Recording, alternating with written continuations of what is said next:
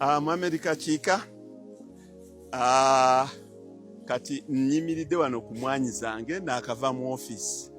naye anti nabagamba nti nze kintwalira less than an hour okubanga ntuuse kati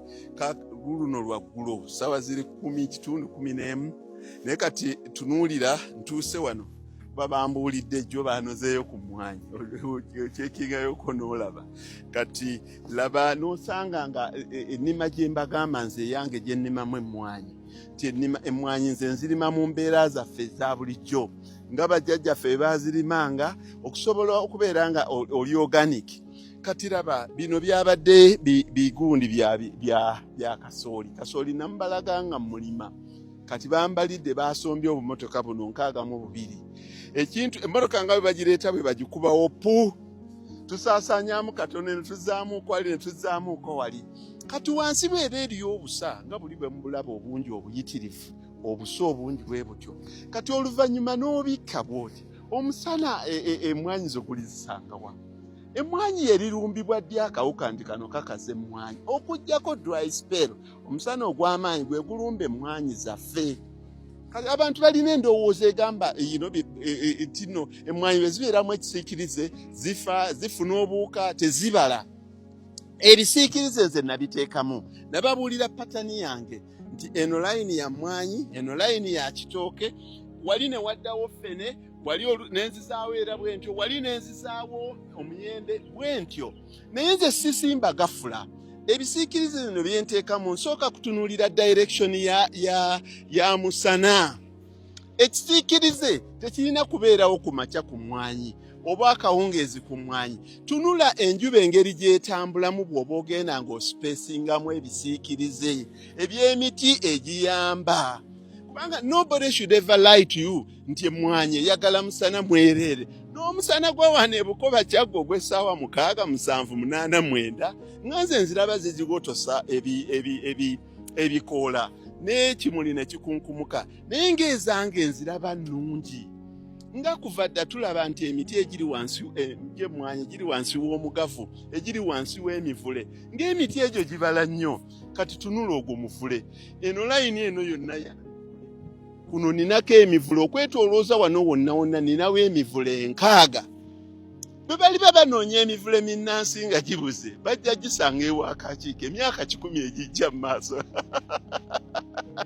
nekati tufune kalitunsi tufune ki emiti gyaffe eminnansi giggwewo kuba batugambye tugiteme tusimbe emmwanyi nga tugisimba mu layini tuyiseemu bupayipu bw'amazzi tufukirirenga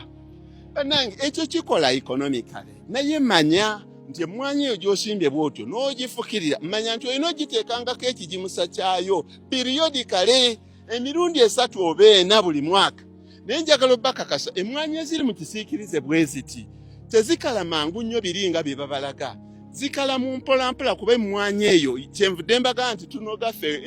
emyezi 2 naye n'ofuna price wano ng'ekyandika n'ofuna price eya wakati abalala bwe babeera ng'emmwanyi zaabwe ziweddeko nze wakati kaga bakyanoga ate zange sizitwala ku kyuma kuba abaana abanoga muno azigula wali muganda wange Katende gyazikaza awo n'atwala ku kyuma naye afune mukyalyako kati kanve wano ndooke ngende gye babadde bajja kasooli ono ne ku faamu y'ente ndooke mbalage nti okukola ebintu bino kuteekeddwa okubeera okwa wakati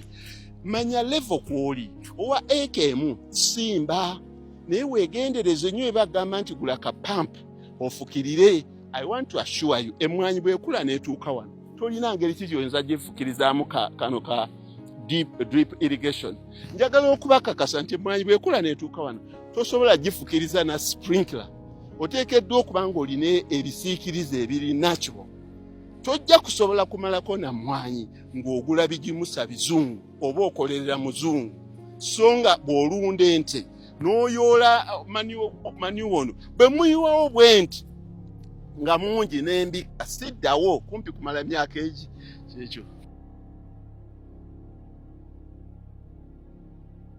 Kati bannange gyo nabalaze nga mbawe ekyokulabirako ekya ente n'emmotoka. Nabadde sigeraageranya mmotoka na nte tebikola mulimu gwe gumu. naye nkizudde buzuuzi nti nno abapya baba bangi nnyo abakyalira akawunti y'Amamerika kika abapya bangi ng'oli akajjako olwo olunaku kati ebintu n'abigwa wakati n'akubuuza nti okompeyalinga otya mmotoka nabadde ngezaako basomesa nti ku fixed asset ne liquid assets bw'oba oyagala disposal okutunda kiruwa ekyanguwa oluganda olutuufu ku assets ebyobugagga ebyensibo ebiwanvu ennyo n'ebyobugagga ebyamangu bw'obanga oyagadde okutunda okufuna mu cash kiruwa ekyanguwa nabadde mbawa example nti emmotoka ngitundidde emyezi 9 nga mbagamba njagala ogitunda naye sente ze nagiteekamu tebampa wadde hafu wadde saagikozesa ne bw'onoogula ka sports bike kano ng'okaguze $1,000,000 gwe n'okavugamu ennaku 2 n'okamazisa omwaka mulamba bw'oyagala okukatunda tebakakuwaamu $1,000,000 ne mbawa asset endala ey'ente nti gye nagula $4,000,000 n'erinyira 4.8 kati bwe njagala ogitunda ngitunda $6.7 kyekyobugagga ekizaala nga kigenda waggulu emmotoka teriiyo gye bafulumya ku modo nga yali ya $3,000 n'ogivuga emyaka 6 ne baba ng'ogitunda $4,000 okujjako nga vintage kyekyo kye mbategeeza nti fixed asset versus liquid assets when you want to dispose of bw'oba oyagala okutunda ofune cash liquid assets zanguwa abantu bambi ajja ne bakigwamu tebamanyi nti omusajja ono abasomesa yabadde abalaga ente is an economist kwe kukutegeeza nti balansinga nga bulungi nnyo assets zo kati nvudde wali ku mmwanyi kyekyo kyenkubiriza abantu tibatubuulidde emmwanyi terimba emmwanyi tugirime naye mbakakasa emmwanyi tugirime nga tugikolerako ebintu ebirala mujja kuziira toddira akatakako konna n'okakuba mmwanyi kuba baba balidde nti buli eka ejja kuvangamu $12,000,000 no dirako acres 2 dirako endala osimbeko ebisagazo olunde kubanga ekijja okusustaininga emmwanyi eno ge mata gano ng'okama buli lunaku bwe buso obuva mu nte buli bw'ojjanga okuteeka mu mmwanyi ogirabe kati tunula ababalima nti no awali mu kalitunsi temugenda mu kasooli zino zizino acres kumpi 30 olwa nasimba emiti gino nga nsimbiramu ne kasooli wuuyo twakakungula kati ttani 72 mu acres ezikunuukirizanga mu 6-7 ate era tukyakungula oluba okujjamu bwoti kasooli bwakula kati gino emiti gyange ngenda giddaabiriza kati bajjamu ebintu bino byonna ebisoolisoli mujja kubiraba eri nga bibikka emmwanyi yange esobera okugumira yeeyo gye mbabuulira integrated approach tebabalimisa tebabakozesanga mulimu gumu togendanga kusuubula kintu kimu ne bw'ogenda okukima emipiira ng'oli musuubuzi wa mipiira toleetanga sayizi emu nti nze ndeeta sayizi ya taxi nze ndeeta sayizi emu ya premium nze ndeeta sayizi emu ya loole nze na specializinga mipiira gya loole kuba abantu be banaakyusa nga tebakyagula nnyo mipiira mipya nga bali ku retreat gino gye boozaamu ojja kusiraana n'emipiira gyo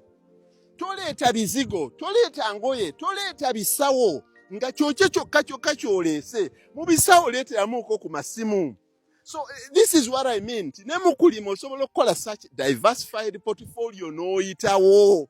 kati gwe tunuulira emiti kati gino tugenda kati bwe tusaayeemu ebisoolisoli bino tetugenda kulima guno omuti gukuze nti ne bw'ofuuyira eddagala eritta omuddo terikyagutta kuba tufuuyira wansi carpet ekinaavaamu omuddo bwe gunaafa nga ndeeta akajimusa kange aka NPK nga nkeetooloozaako bwe nti ring